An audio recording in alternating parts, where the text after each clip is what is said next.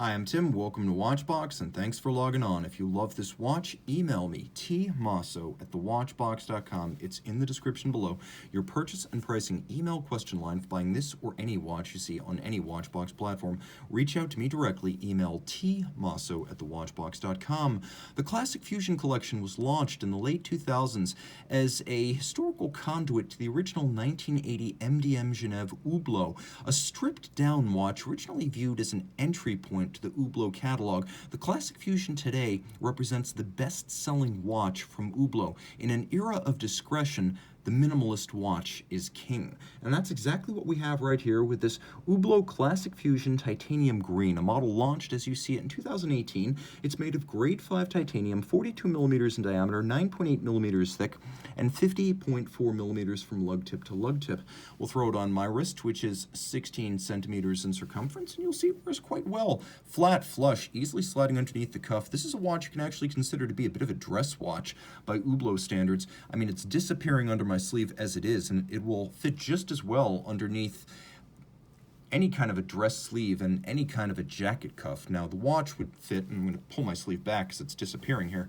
This watch would fit a wrist as small as 13.5 centimeters circumference because it's so thin, so light, and as you can well see, the edges of the case are already canted downward around the wrist. Hublot loves to fuse materials. They will say it incessantly. So we have a titanium case, sapphire front and back.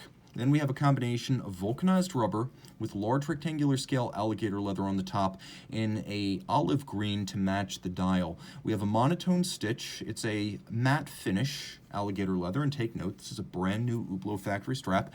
We have a twin trigger, matching titanium deployant clasp, both polished and satinated. You can see that Hublot H inside, and the strap tucks into the underside of the clasp here. So you tuck that in just like so, and then you clamp it down, and it's very clean. There are no minder loops necessary to deal with the excess length, and it disappears underneath the strap. It's a very smart system. You can see those little Hublot H pattern bolts on the top.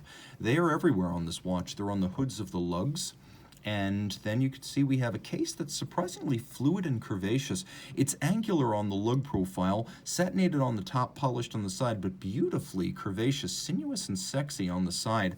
We have a push-down crown. The watch is 50 meters water resistant, and we have a little resin insert that doubles as a bezel gasket with flanking winglets.